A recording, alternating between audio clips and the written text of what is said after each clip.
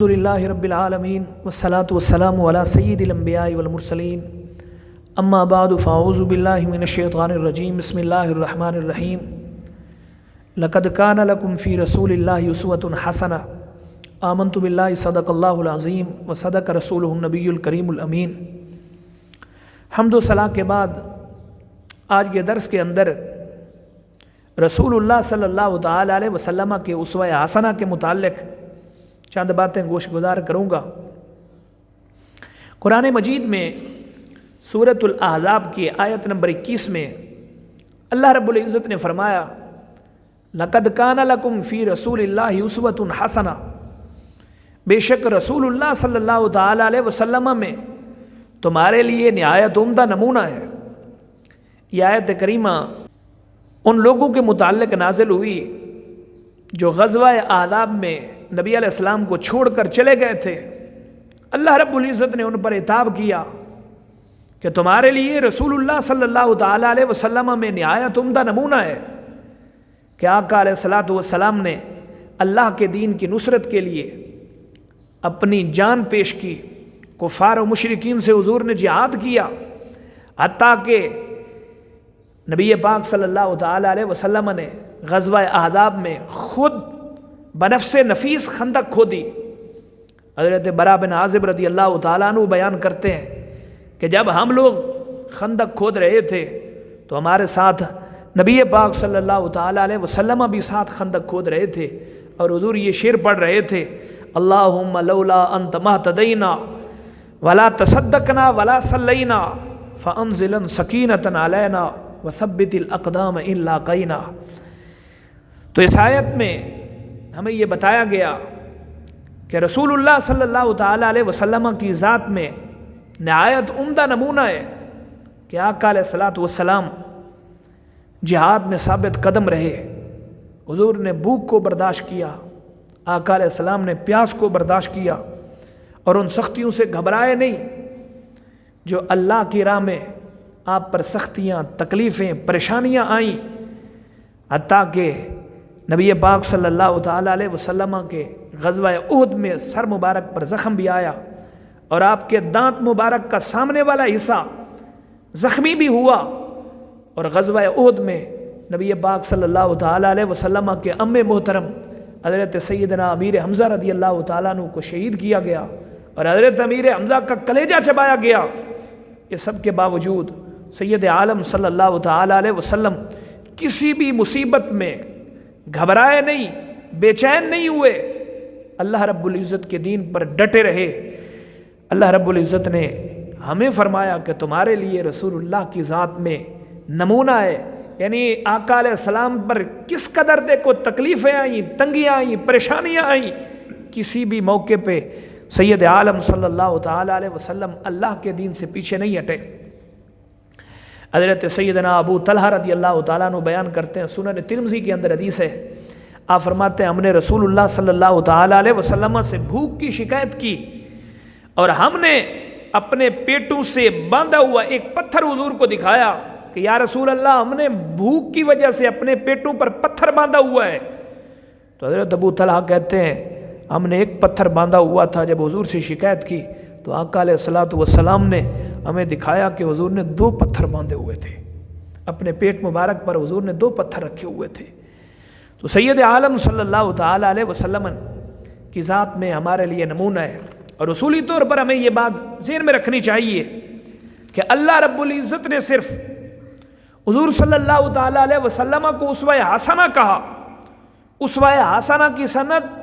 حضور صلی اللہ تعالی علیہ وسلم کو عطا ہوئی۔ صحابہ کرام رضوان اللہ تعالی علیہ مجمعین اور اولیاء ملت ہمارے سروں کا تاج ہیں، لیکن کائنات میں ایک ہی ہستی ہے جس کی اللہ رب العزت نے ضمانت دے دی ہے کہ ان کا اسوہ سراسر نمونہ کمال ہے۔ اسی لیے اللہ رب العزت نے 2 ٹوک انداز میں فرمایا وما آتاکم الرسول فخذوہ وما نہاکم عنہ فانتہوا، جو رسول تمہیں دیں وہ لے لو، اور جس سے رسول تمہیں منع کریں اس سے باز رہو، بلکہ اس سے بھی آگے بڑھیے۔ اللہ رب العزت نے حضور صلی اللہ تعالی علیہ وسلم کی اطاعت کو اپنی اطاعت قرار دیا، فرمایا من یطع الرسول فقد اطاع اللہ، جو رسول کی اطاعت کرے گا گویا وہ اللہ کی اطاعت کرے گا۔ تو سید عالم صلی اللہ تعالیٰ علیہ وسلم کی ذات کے اندر ہمارے لیے نمونہ ہے۔ اسی لیے علامہ عبد الوہاب شعرانی رحمہ اللہ نے تنبیہ المغترین کے اندر بڑی زبردست بات لکھی، فرمایا ایک ذات کریم معصوم ہے، اس امت میں کسی بھی شخص کو ہم معصوم نہیں سمجھتے، چاہے صحابہ کرام رضوان اللہ تعالیٰ علیہ مجمعین ہوں، چاہے اہل بیت کرام ہوں، چاہے کتب ہوں، چاہے ابدال ہوں، خواہ کسی بھی مرتبے کا شخص کیوں نہ ہو، ان کے قول و فعل کو شریعت کے کنڈے پر رکھا جائے گا، شریعت کے ترازو پر تولا جائے گا، اور ایک ذات کریم معصوم ہے جن کی بات آنکھیں بند کر کے مانی جائے گی، اور وہ رسول اللہ کی ذات ہے۔ اور یہ بات ذہن میں رکھنا کہ ہمارے لیے ہر مسئلہ میں حضور کی اطاعت ضروری ہے، حضور کی بات ماننا ہمارے لیے ضروری ہے، حضور کا طریقہ ماننے کے اندر ہی ہمارے لیے برکت ہے، حضور کے قول و فعل کو ماننے میں یہ ہمارے لیے برکت ہے۔ اب اگر کسی بزرگ کے بارے میں یہ ملتا ہے کہ فلاں بزرگ عشاء کے وضو سے فجر کی نماز پڑھا کرتے تھے، تو یہ ان کا اور رب کا معاملہ ہے، ہمارے لیے رسول اللہ صلی اللہ تعالیٰ علیہ وسلم کی ذات میں نمونہ ہے کہ آقا علیہ السلام رات کو سویا بھی کرتے تھے اور رات کو قیام بھی فرمایا کرتے تھے۔ اسی لیے حضرت مجدد الفسانی رحمۃ اللہ تعالیٰ علیہ نے فرمایا مکتوبات شریف میں، فرمایا ایک شخص ساری رات قیام کرتا ہے، نوافل پڑھتا ہے، عبادت کرتا ہے، اور ایک شخص رات کو سوتا بھی ہے اور قیام بھی کرتا ہے۔ مجدد الفسانی میں مکتوبات میں فرمایا ہمارے نزدیک وہ شخص افضل ہے جو رات کو سوتا بھی ہے، قیام بھی کرتا ہے، کیونکہ وہ رسول اللہ کی سنت پر عمل کرتا ہے۔ تو آقا علیہ السلام کی سنت کے اندر ہی برکتیں ہیں، اور حضور کی سنت معاملے میں کبھی بھی کسی دوسرے کی بات کو نہیں لانا چاہیے۔ اور صحابہ کرام رضوان اللہ تعالیٰ علیہ مجمعین کے اندر بھی اس طرح کا ایک غلط فہمی ہوئی کہ سید عالم صلی اللہ تعالیٰ علیہ وسلم ساری رات ہی عبادت کرتے رہتے ہیں اور سارا دن ہی حضور نوافل پڑھتے رہتے ہیں اور ہمیشہ حضور روزے سے رہتے ہیں۔ اسی وجہ سے کچھ صحابہ کرام رضوان اللہ تعالیٰ علیہ اجمعین نے ام المؤمنین سیدہ عائشہ صدیقہ رضی اللہ تعالیٰ عنہا سے رسول اللہ کے معمولات کے بارے میں پوچھا، تو سیدہ طیبہ طاہرہ عائشہ صدیقہ رضی اللہ تعالیٰ عنہا نے فرمایا کہ نبی علیہ الصلوۃ والسلام رات کو سوتے بھی تھے اور حضور رات کو نوافل بھی پڑھا کرتے تھے۔